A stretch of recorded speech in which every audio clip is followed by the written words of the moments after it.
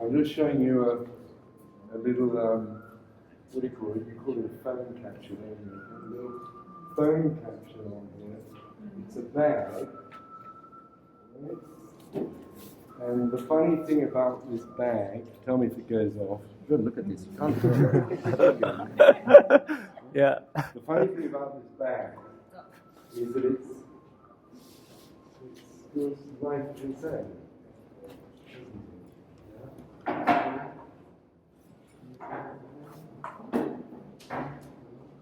There's no one holding that bag, there's nothing attached to it, there's no strings.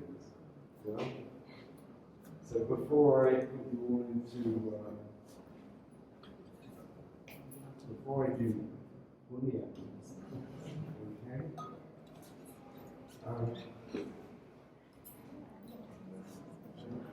Look like this bag. You want to do the bag? Bag, something goes up on it, it's supposed to force.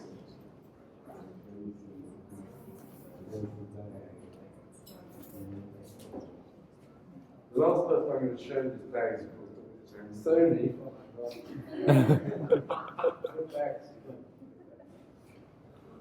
This is the bag, yeah? And why I like this, you see, I'd gone to apply for my visa 2 months ago, and for this special occasion, I took my new bag, because my old one was rather tatty. It's this one, right? Now, of course, today, doesn't do it, but this day, when I was having a cup of tea, I left the immigration department, I was having a cup of tea with the curry number. And I just put my bag on like this, and this just stood up. And it's a beautiful thing about Sansoni bags. I'm doing this, I'm using them. But they are, there's a bag standing up on its own, right? And like the Sansoni brand, it has magic. It's complete magic. You know, it's insanely beautiful. There's the magic box. Everything about photography was magic. So this actually reminded me of that time. And also the time that I've carried through to today. I'm still an analog photographer. I still use film and I still create hand prints. And I still believe in magic. I believe that sometimes you make mistakes, especially with old cameras and twiddly bits and pieces, that sometimes if one is arrested, which one sometimes is arrested, and they pull your film out to expose it, and you've lost it, you've lost your work, you know. It happened to me in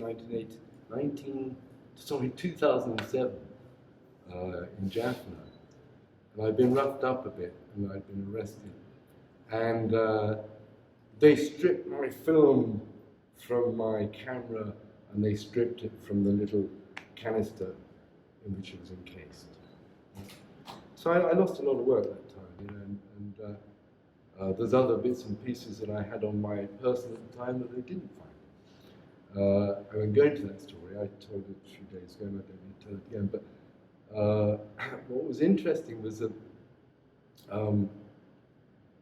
you know, that roll of film, one of the rolls of film, that I thought had nothing in it, just pulled the film out of the canister, it exposed to the light. That magic was gone. But there was a film. So somehow it came with me. And it was a canister with some roll-up film hanging out of it. And I must have taken it up and down, and somewhere in London in my kitchen at the time, it had stayed and hibernated and everything else. And I think about 2 years ago, I took it in to be processed to see, because I realized that this was not the whole film. There was still something in that canister.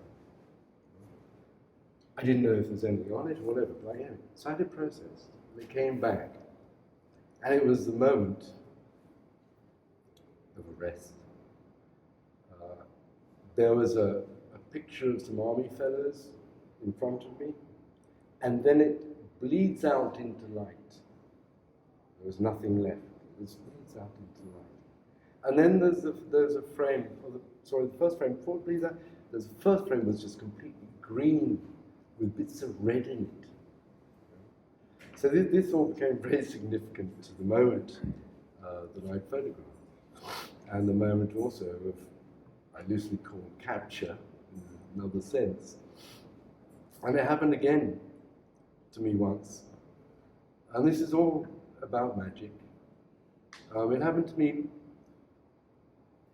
I say about 6 years ago, and I'd had a film, I'd left it in England, and I brought it over, and I hadn't used it, and I'd taken it back. It must have been, for 4.5 years, this film had been travelling up and down. It had been, hanging in my place in Kandy, and hanging in my place in England.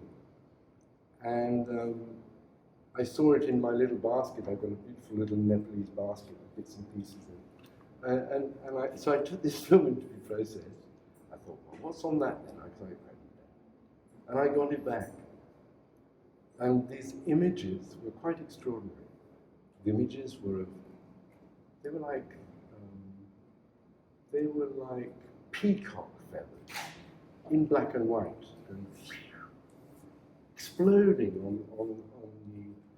on the negative. I discovered that it was actually 4.5 years of what do you call this stuff? This fungus. It was 4.5 years of fungus growing, creating. And so I use this to explain time and place in photography. One assumes that a photograph is made in 250th or 500th of a second or half a second or whatever it is. But sometimes it can take 4.5 years. I call that a photograph. When it was stabilized, when it was processed, when the film was processed, the chemistry stabilized what was going on. And on that film was imprinted images, which are like any other photographic image. Very, very beautiful. So I was on a plane about 4 years ago. Actually, yesterday I ran into a friend, an artist friend of mine at Barefoot, and we were talking, and someone overheard the conversation, and something to do with photography. And the gentleman with his newly married wife said, "What's your name?" And I said, "Stephen." He said, "What's your surname?" I said, "Champion." It's an awful name to have because people remember it. It's not great, not for what I do. And so he said, "Do you know, 4 years ago, you travelled from the UK on an aeroplane, didn't you? You were with my mother. You showed her your book, War Stories. She was terrified." So I'm very sociable. I talk to a great number of people in very many different circumstances. And I did apologize and say, well, this was the book I was actually showing on the aeroplane. I said to him, well, look, if there's any bad feeling at all, and he assured me there wasn't. I said, there's one here to equally pacify. So these are the two books I've done most recently. 2008 I published War Stories, myself.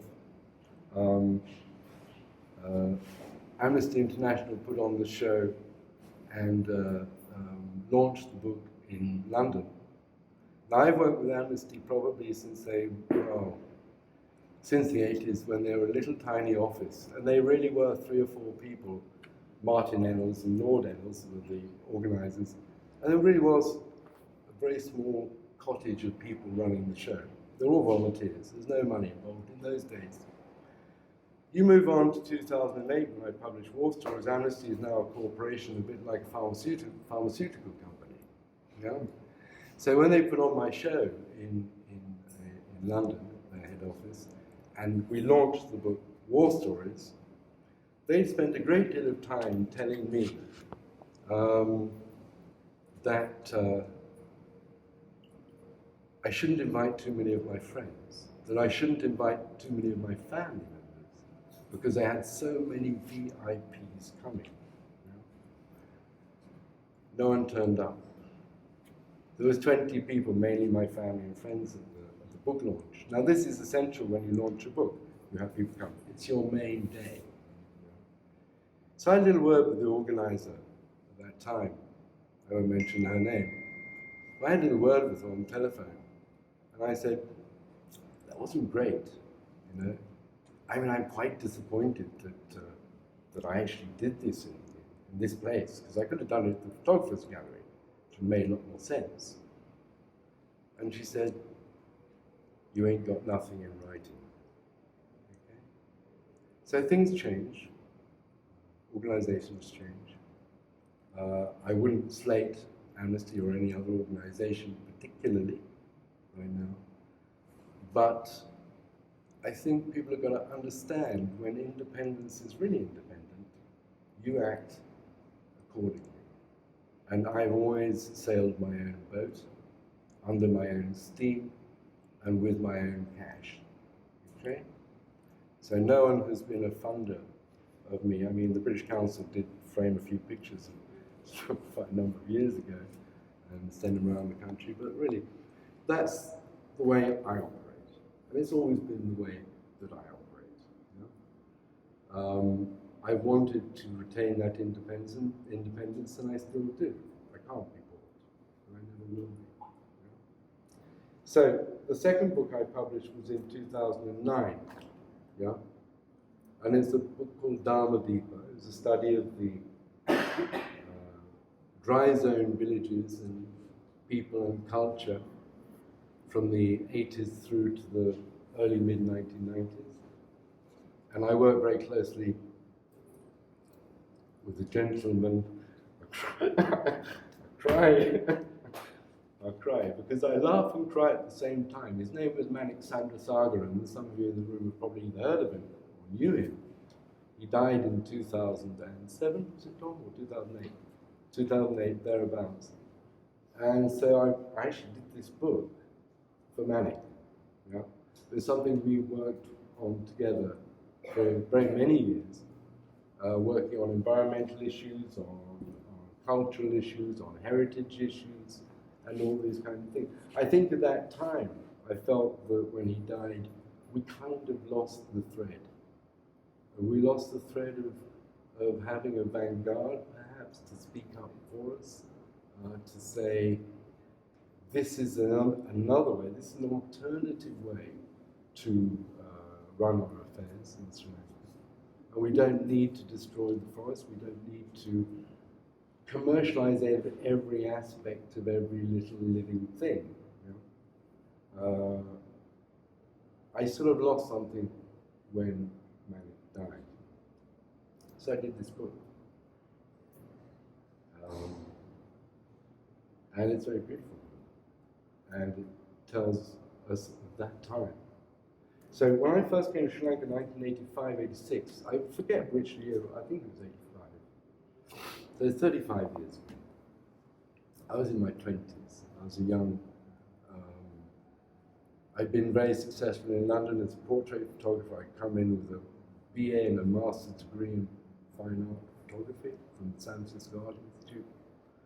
And I did very well as a portrait photographer in London for the leading rags of the time, people like Face, Bazaar, was it Bazaar, Blitz, and the Tatler, and you know, the magazines of the time. You know, I got extremely well paid. I bought my first house in London in 2004 for 25,000 quid.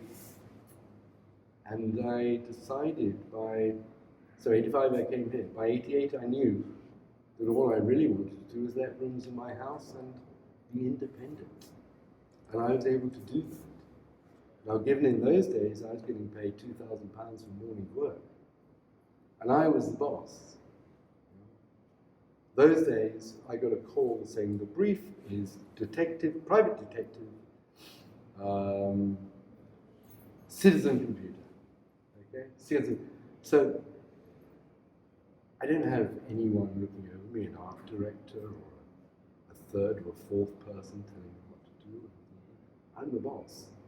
In those days, when he said, I'm a photographer, you know, I said, what do you do? I said, I'm a photographer. Ooh, sexy. We were like the Premier League footballers of today. Okay? It was a great time for photographers. It's not like that. And we were rare. There weren't many of us. People had to employ a photographer because if they did it themselves, it'd come out green. You couldn't publish it. There was something we knew that no one else knew. We were trained. So, these are avenues from which I come, you know, into a world today which is very, very different. I still use my film, I still use my own cameras. They're 40, 50 years old. They still work.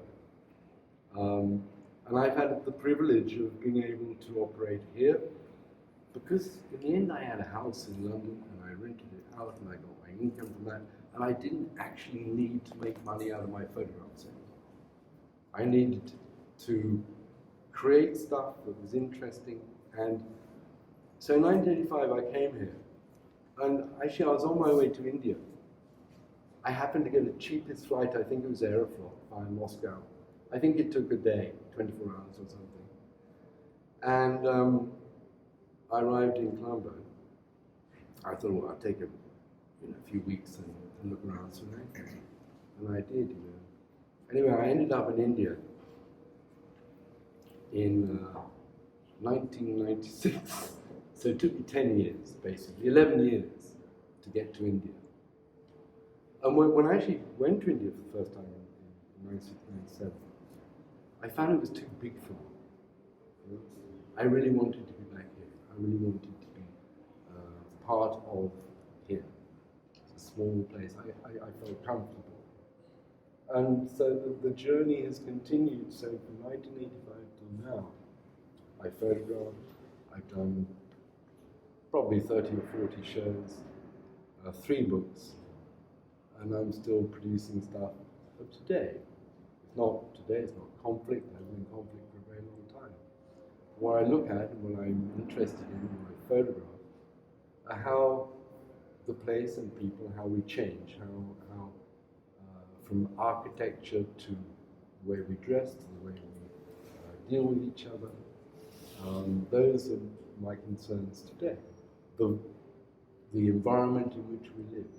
So it's quite different, perhaps, to a lot of the earlier work, which is largely it's either about village Sri Lanka or civil war. And I say 2 civil wars, the JVP times and the LTT times. The similarities between the 2 experiences are enormous. There's a photograph around the corner there, and it's a JVP militant supporter. He has a green cloth around his face to cover his face because he didn't want to be recognized. It was actually my t-shirt. I took off my shirt because he didn't want his face to be seen. So I took off my shirt and I wrapped that around his face. And he put his hand there like this. You know? He put his finger there like this, you know, and held the cloth in place, and that's what I photographed.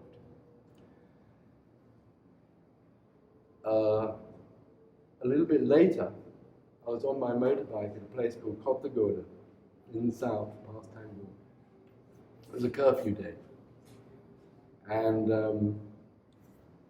a gentleman on the side of the road couldn't find a bus, he couldn't get home. He said, would you mind giving me a lift? I said, jump on the back.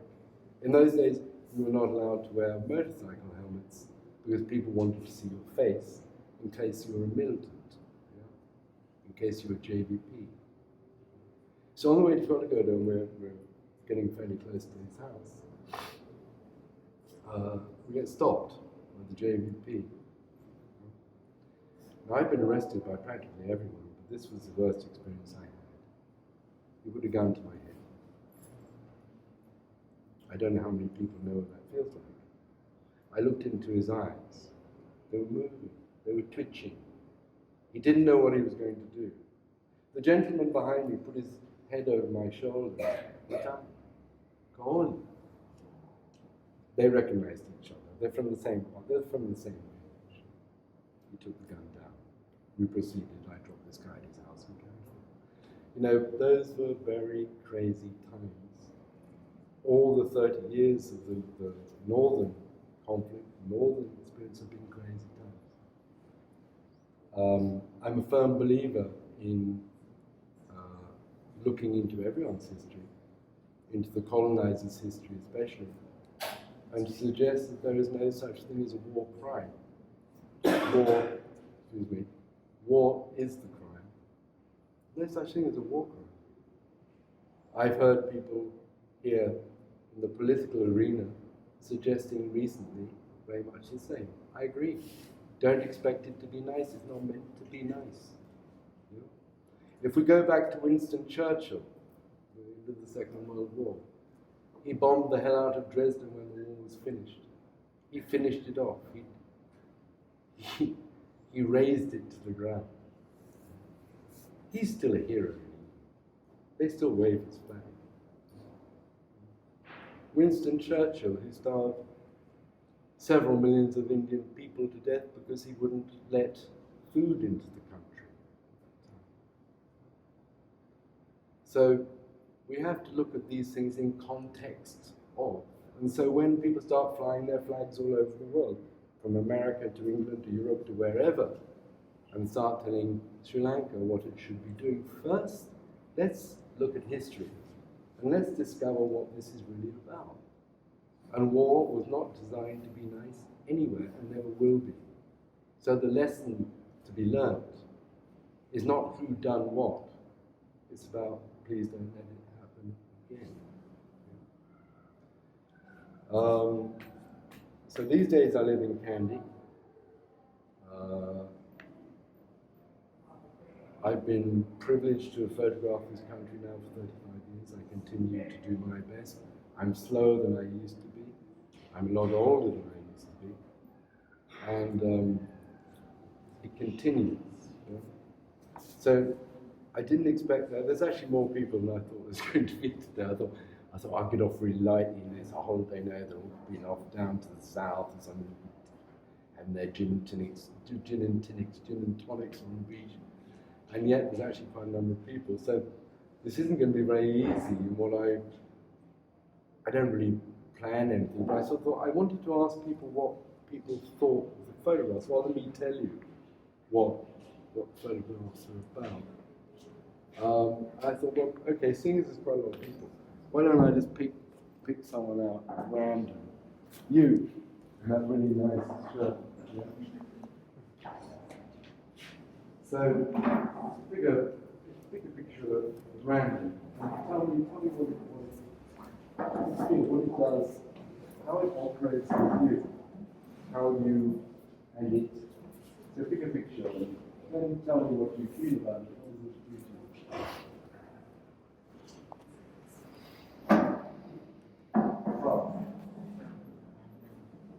So, well, this is part of a.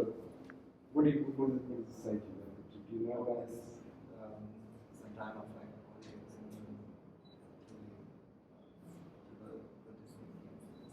and time of chaos. What do you feel about the image?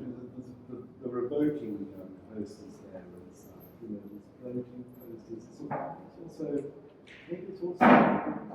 Maybe the signals in there are a little bit macabre.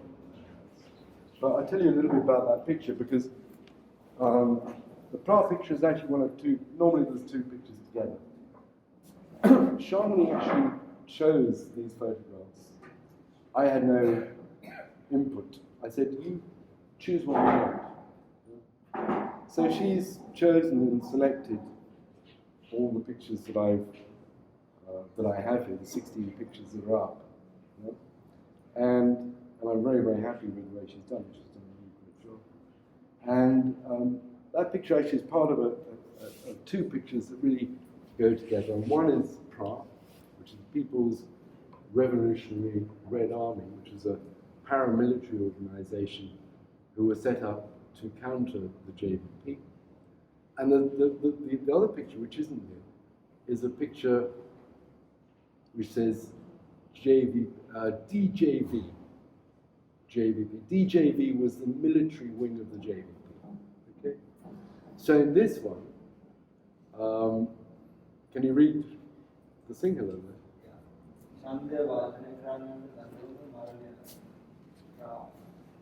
So I think it's more or less if you don't vote, we're coming for you kind of thing.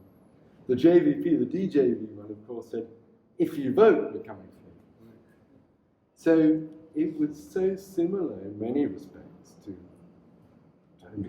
Sri Lanka's war, certainly in the south, but also in the north, where one was really caught between a rock and a hard place.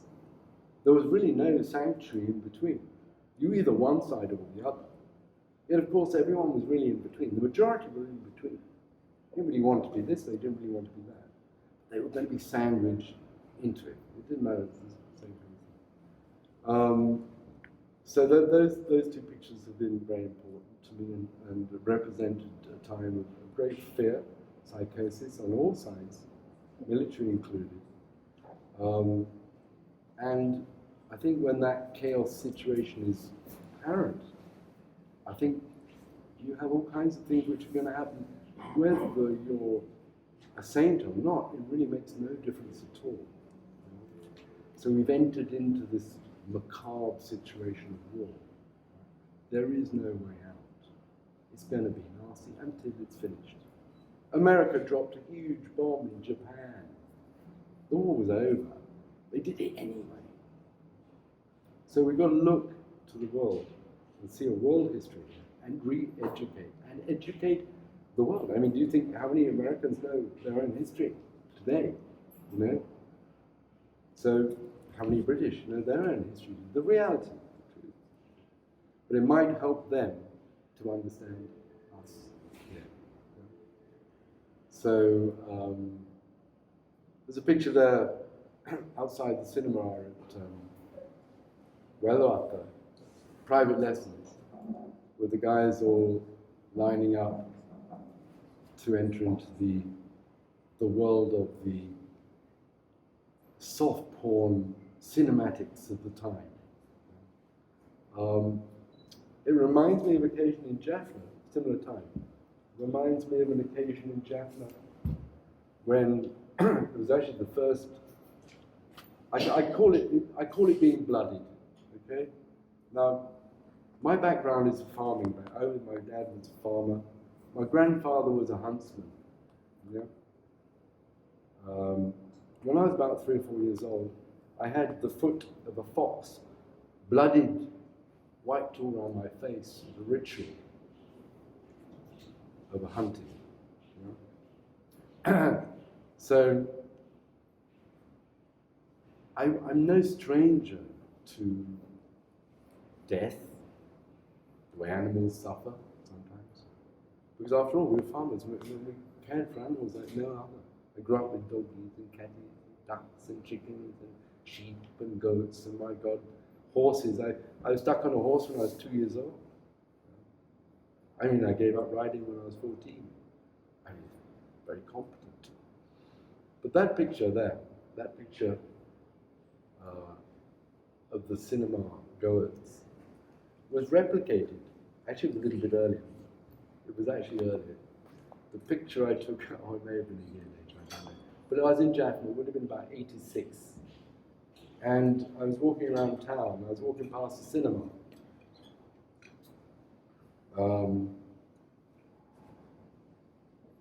An artillery shell landed on the people who were queuing up, buying their tickets. There were bodies everywhere, bits and pieces of people everywhere. They were ferrying the bodies to the hospital in three-wheelers or makeshift anythings, or carrying them. You know, there were very few cars. There's a couple of old Morris Minors. You know? And there was an Oxford, a red Morris Oxford, and they were stuffing the bodies in the back, going, go, go, go, go. And they thrashed down to us. But I got down to the hospital. I saw the hospital floor was like a sea of blood. Now, this is the first time I'd seen a carnage. It's the first time. And what happened is, it's very simple actually. It happened to me a couple of years ago, and a three-wheeler driver had been rather rude to me. And he was trying to double charge me from Candy to my house. And so I had 2 shopping bags. I got out of the three-wheeler, and he was very rude to me. I said, well, I'm not being rude. And he came from the back and he whacked me. Oh, God. And my legs turned to jelly and I went down. It was the same as that. So it's a bit like being hit very hard with a fist. So I'd seen all this blood and stuff, and my legs turned to jelly, and I fell to my knees and I cried my eyes out.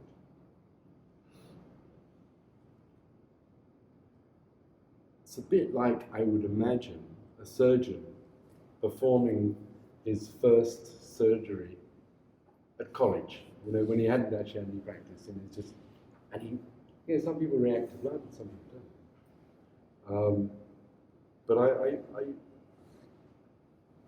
I can say that experience taught me how to continue and how not to be shaken in the future, especially because I'm not a fast photographer. I run around with these old cameras, and as well as a 1959 camera lens with twin lens like this, and you look down, it's very hard to see, and I have to really study. And there's a burning body in front of me, and I'm sort of studying it with my camera. Really, and you really begin to understand something which is not, I think, something which rarely happens today, because everything's so fantastic. But this is, so the studying of it. But I never felt bad after that event, the cinema in Japan. I never felt I couldn't do it. So it was a process for me. I suppose it was a bit like growing up. But it did enable me to do a lot of things around the country, in both the north and the south, to create a document from 1985 until 2007, which was the last time I was allowed to go to Japan during the wartime. So there was, of course, other things that I was doing. Dharmadeepa I was photographing in the 80s and 90s. It was a kind of, a sort of opposing feeling whereby I felt relaxed. I won't use the word therapy. It wasn't just therapeutic. It balanced me. So, I could be in a pretty idyllic situation in Dharmadeepa or somewhere. I could be bathing in a tank. I could be seeing the most beautiful forests. There was no traffic in those days. There was no plastic. There was no pollution. It was extremely clean. It was extremely beautiful. So there was a sort of balance between Dharmadeepa and the sort of war stories. At the same time, I remember photographing the first aluminium pots in the very early 80s, because earthenware pots were becoming obsolete, and they fizzled out completely. I remember the first aluminium pots, the first plastic tubs, which people even did their washing with and stuff. So I watched the changes also from a different perspective, but I kept it going. So I have maybe 2 or 3 books that I could do at the moment if I ever have the money to do it. I will.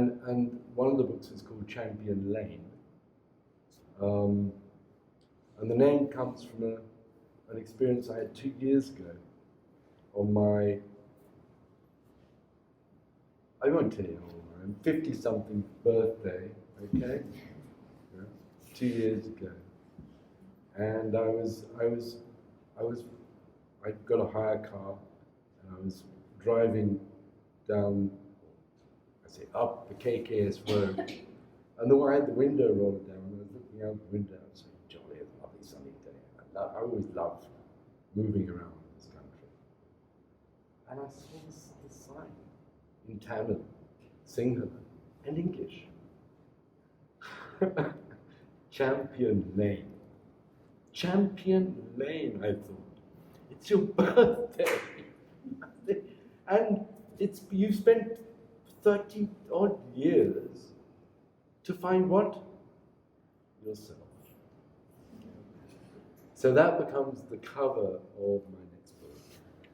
I mean, if it's my next book, Champion Lane. You know? Another little bit of magic. And it also gave me a feeling of home, that I had some sort of belonging. You know? Now, belonging is not easy for a white person in this country. It's not easy. I remember my first girlfriend, years and years and years ago. Wherever we went, we were accused of being mixed. She was Colombo 7. Wherever we went, why are you with him? What's wrong with us? My wife I married 22 years ago. The same thing happened. She's in Gurunag. She's reluctant to be here much these days because, of course, over there, she doesn't get approached on the bus. She feels a sense of belonging. When she first went to London, it fitted her like a glove. She's an artist. So, I, of course, could never really leave here fully. And she can now no longer really leave there fully. So we hover in between, yeah? And say hello wherever we can. And we don't have children, so that's perfectly practical. But it does mean that there's something going on here, which is not being addressed, and which keeps on going. Now, I met some people a few weeks or a few months ago in Kandy. I called them little and large, because he was 6'4" and she is about 4'3".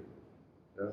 She is Sri Lanka, and he's European. I don't know, British, or I can't remember. But he's very tall, lad, 6'4", and she's probably 5 foot, little and large. And they repeated exactly the same experience that I'd had many, many years ago, of being consistently and constantly approached. And it was the same thing. What are you doing with him? What's wrong with us? Yeah. So there's something to be learned from this, and something to take forward from this. And it's to understand we're all the same. We're all completely the same. Tamil and Sinhalese have the same DNA, not 99 but 100% the same DNA. There was a woman in Colombo who'd spent 5 years researching it and came out with the results. 100% match DNA, Tamil and Sinhalese. So the difference, of course, is language and religion and politics. It was the same with the early Christians. It's the same everywhere in the world. In other words, it's human. It's got nothing to do with Sri Lanka, nothing to do with anything other than it's been a problem for humanity for a very, very long time. Who are we? Do we fear this one? Do we fear that one? Or what is our vulnerability? Why are we so vulnerable? And I think we're still very much in that boat. I don't think we've moved very far away from it. I don't care whether it's America or England or here. From what I read sometimes in America, I'm amazed at the ignorance that those people don't know their own history, let alone others. In a time where the world is suddenly taking a big shift to the ignorant part of the spectrum, I think these things are really very, very important. Racism is hatred. Hatred is violence. And we have those ingredients in the world right now. It didn't leave us, we didn't conquer them, we didn't get rid of them.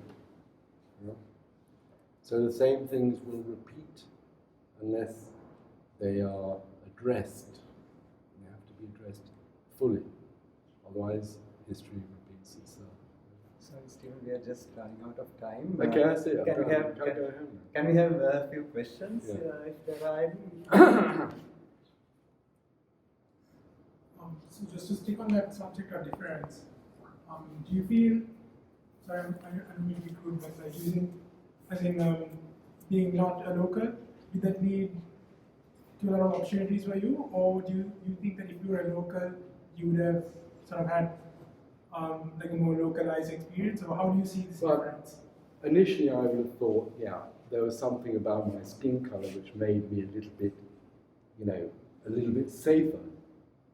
Certainly in the JVP times, and certainly in the northern conflict zones. I think if I'd have been a brown Sri Lankan, maybe I wouldn't be here today. But having had that experience with the JVP, I think, I was fairly lucky anyway. Yeah. So I think skin color has two things. I think bullies will use it. Certainly, I've been distinguished by my skin color. Did it advantage me? No, I don't think so. I'm excluded from a great many things in this country. This is one of the few events where, this is insanely wonderful for me, this whole show here. It's a wonderful thing that Charlie has done. Because she has actually included me. This white, I won't use the word, but I was going to say, this white geezer, let's say this white person, that's always been difficult because it hasn't been inclusive for me before. Whatever I've done on my own. I haven't really been included within the parameters of what I do as a photographer, as an artist, whatever else you like. I use that word very loosely, artist. There's an umbrella of arts of which we're all living under. It doesn't matter what your particular aspect of art is. We all live under the umbrella of arts. Photography should never imitate painting, and painting should never imitate photography. It's in their own distinctly different traits, but we all come under the umbrella of arts. So, does that answer your? I know it hasn't completely answered the question, but I can get, I think if you allow these conditions to affect, yes, it can be advantageous. I know white English people who go around la-di-da, and they're darling, who the hell do you think you are? And all that nonsense. When I'm from England, no, and we get all this nonsense. So if you allow it, it's there. The colonial history is there. If you want to play that part, that's really not me. But I do know it happens, and I don't think it helps the rest of us. If people choose to treat other people badly, the ammunition is there. Do we have any other questions? So, this is a question. Now, over the past 10 years, photography has been, let's say, quote-unquote, democratized. Like the power of a photo has, I would say, kind of lost its power.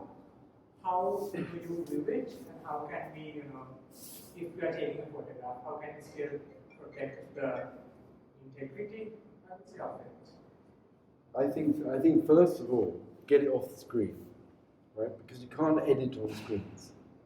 So it doesn't matter if it's digital, that's fine. But then, somewhere you've got to make a selection. And you may, digital is thousands in 5 minutes. So be economical. Learn that the value of economy. Learn the value of really looking and choosing and seeing. But if you get that stuff off the screen, and if you make little tiny prints, then you have a chance to understand it. Then you have much better ability to edit. Because editing is very, very difficult on the screen. But you go past a certain number and your brain fries. You're really not thinking clearly. And you've got piles of stuff on that damn screen anyway, yeah?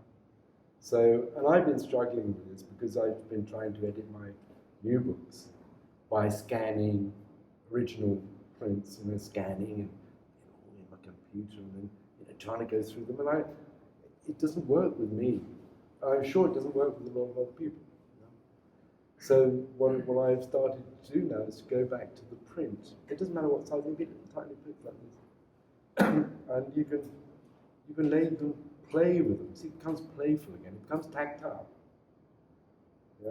I think that's what we're beginning to lose in many respects, is that everything ends up on a screen and we don't really see it anymore.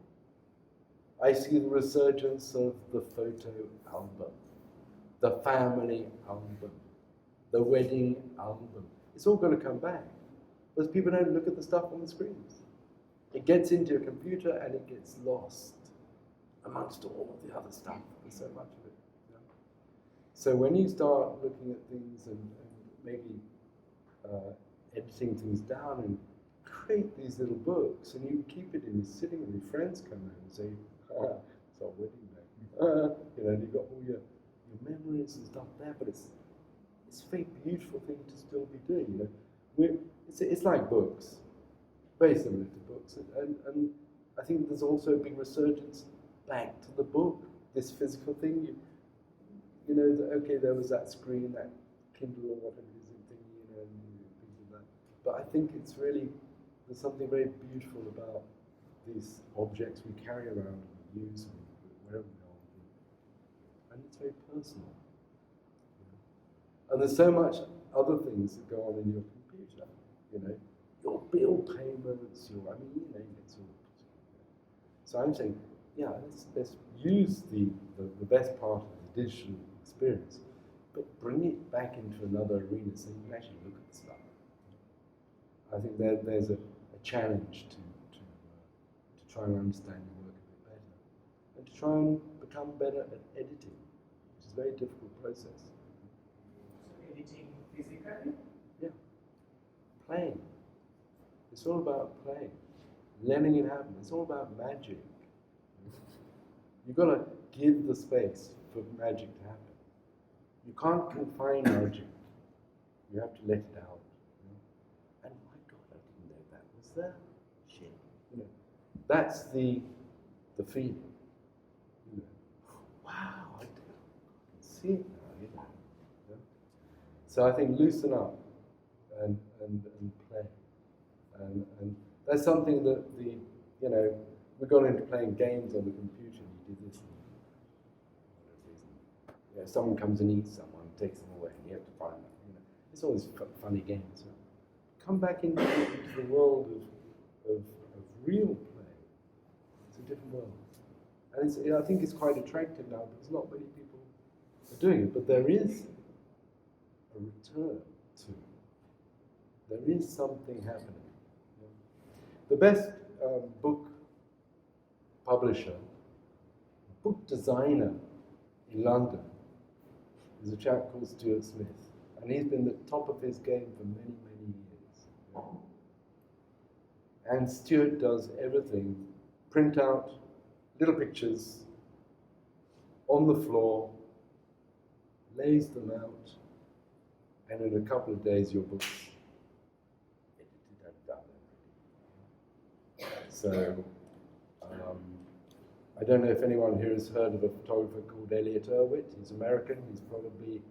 He'd be getting on for 90, he'd be 80 something now. How many books has he done? My God, 20? I don't know. He's an insanely wonderful character. Yeah? And so Stuart has been doing his books for years. He still does. People like Gideon Mendel from South Africa.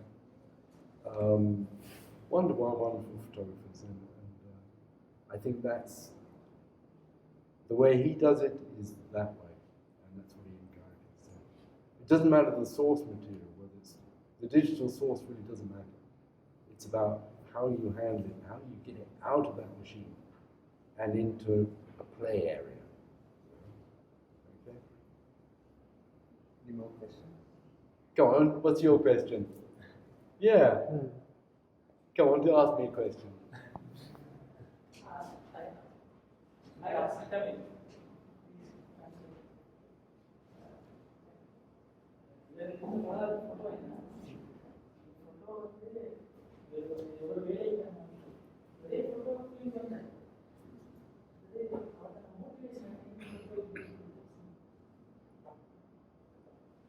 Yeah, anyone has questions in that, I'm also very happy to answer. But he asked what your first photo was, and what was really the, I think it's the most basic level. What was your motivation to get into photography? My first photograph was, I was a hammock salesman, okay? I used to sell hammocks. I got expelled from school when I was 16, okay? I didn't do A-levels, okay? For 3 years, from the age of 16 to 19, I traveled.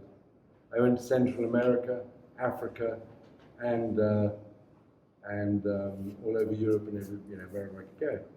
So I came to a place in the Yucatan Peninsula of Mexico, and I got really interested in hammocks, really authentic, the best hamacas, the big, huge matrimonial ones, right?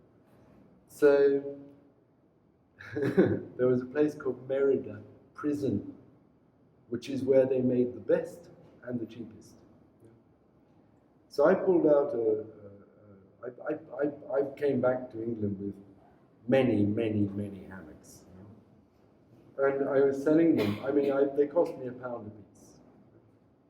Big. And so I was selling them on Regent Street in London.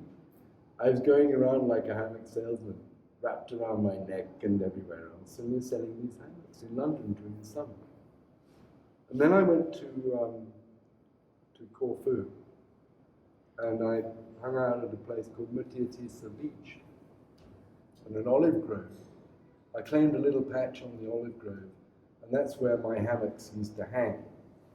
And I used to live there. I slept in a hammock, and these people used to walk down to the beach. There's a waterfall on the beach, a stunning beach.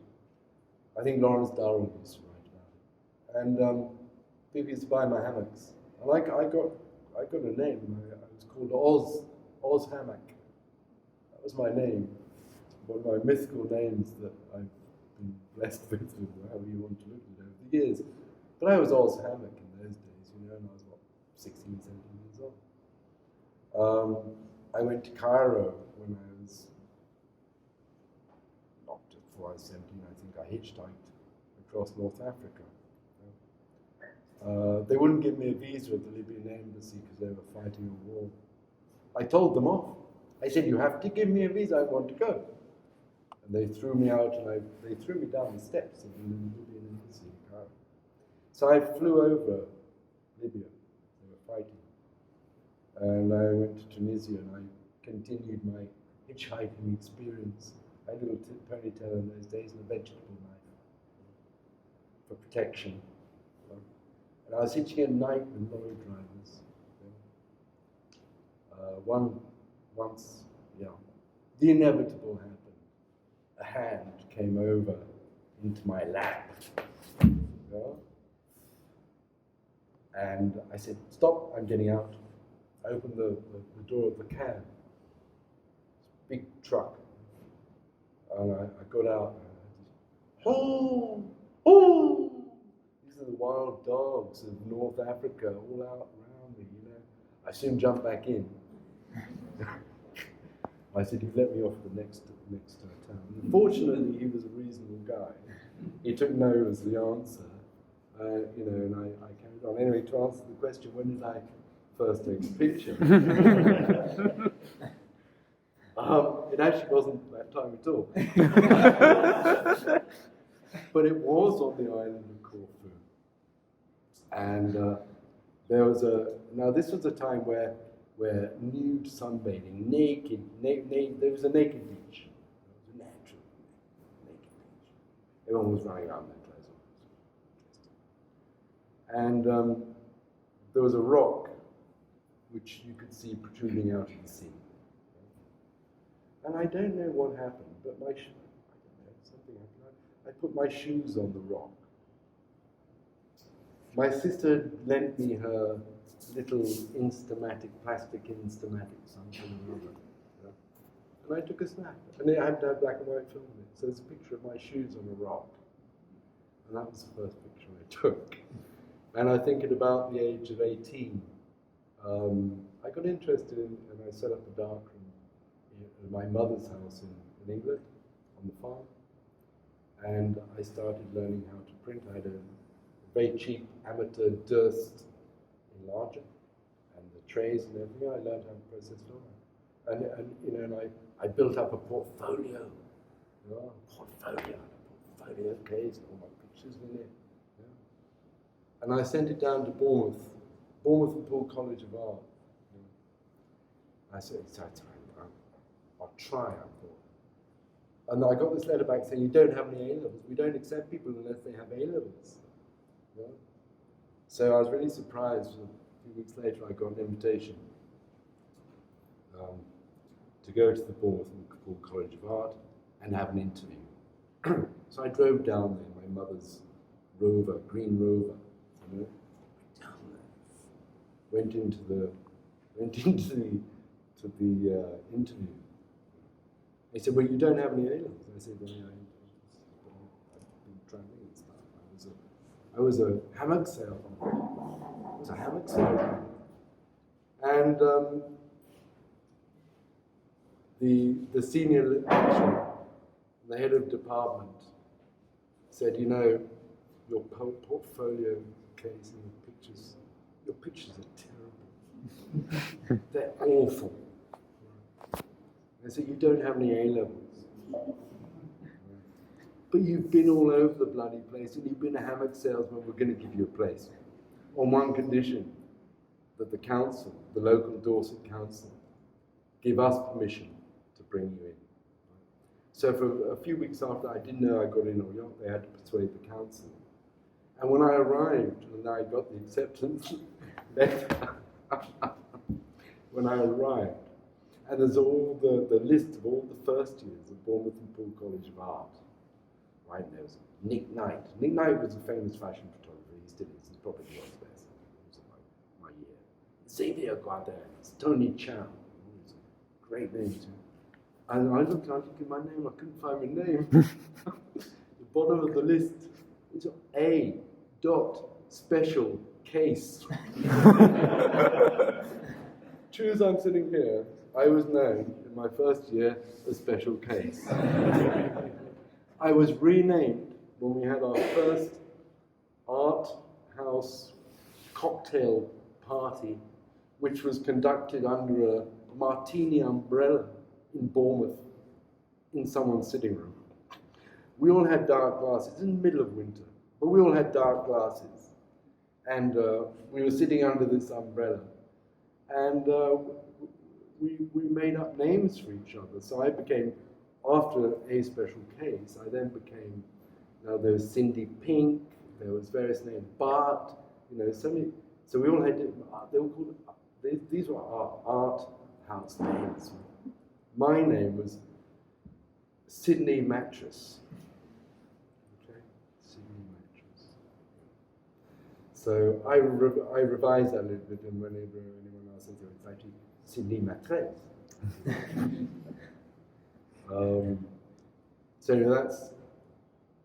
that's how I got into photography, and from Bournemouth and Poole College of Art, I got selected to study at San Francisco Art Institute and do my master's degree there, Master in Fine Art. And in those times, San Francisco Art Institute, there was no distinction between the different arts. Okay, so our tutorials were about the language of art.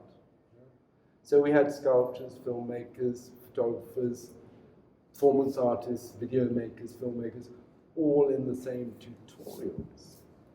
So we were looking at each other's work, not on the basis that it was painting or photography or whatever it was. It was because we were actually talking the language of art and expressing the language of art and learning the language of art. I did a tutorship under Larry Sultan, who sadly died about 10 years ago. And I did my internship at the Camera Work Gallery. So by the time I came out of San Francisco, I knew how to pretty much run a gallery, how to frame, we were complete in other words. And I had experience teaching. I did a semester at the Scientific Art Institute as teacher assistant to Larry, and it was a billboard project where we got permission to put a billboard up in San Francisco in the center of town, huge, the size of that wall, way up there, and it was called Letters from Home. I remember it, Letters from Home. And there were all these screwed up letters that we photographed, and we've stuck them into the piece with bits of wire, and then we've rephotographed everything, and there's an explosion in the middle of that image, where all the letters are exploding out. And I don't know if anyone knows that painting, what's it called? It's the man and his wife, and there's a pitchfork, it's a very famous American painting, We were replicating that, and it was Letters to Home. Letters from Home. So, I got a lot of experience by this time, and then I came back to England, and I became a portrait photographer for 2 years before I came here. And it was when I came here I decided I don't want to be part of that Soho world anymore, because there were too many bars for me, There were too many bars, there's too many lovers, too many everything. I was not bad looking in those days. And so, the way I see it now, I made a decision then that actually that wasn't the life I wanted. When I came to Sri Lanka, I found something towards what I was looking for.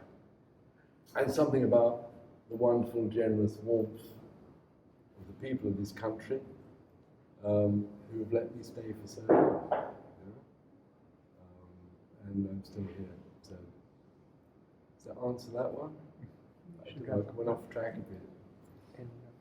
Anyone else got questions? Can we have one last question? We are a bit short of time. Oh, sorry about but, that. Gone over. We can have about five minutes more. We have a small question. Now, photography, there's the art side of it and the documentation side of it. No difference. It's all the same. It's all art. It can be advertising. It doesn't matter. It's about image. But then I feel like the art side. No. See, art. We have an umbrella. It's called art. It's got a big A. It's like the God word. No one knows what it means. But if you look up and you see the universe, you know what is God. It's the universe. It actually exists in science. Same with art. Art is something real.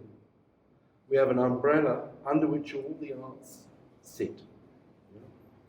So in photography, it's not really about what you think an image might be, what kind of genre you think that image is in. When you say documentary, whatever it is, it's not about that. It's about image, and it's about what you're doing with that image. It's the story you're telling with that image. So it doesn't matter whether it's a photograph or a painting or a bit of advertising, graphics, or it's really about what you're doing with it. But it's all art. Look, there's two things. There's good art, there's bad art. And sometimes it isn't actually about, a lot of people say, well, I like it, so it's good because I like it. Well, that's fair enough, but it might not really be very good. But that's also okay. So there's room for all of this expression, we call it. So if you put a book into a frame, you take a paperback, put a book into a frame, that's art. But some people say, no, it's literature. Well, that's also part of the umbrella of art. It's all there. It's all an expression. That's what it is. It's all about expressing ourselves in whatever way we try and do that. Does that answer that one? Can we then wrap up the session? We can wrap up the session. Now, I did bring a few books with me if anyone's interested. I have Dharmadeepa. Actually, a friend of mine wants 3, but there's a couple left. And there's a couple of war stories. If anyone's interested, come and say hello and we'll do a deal. perfect. Then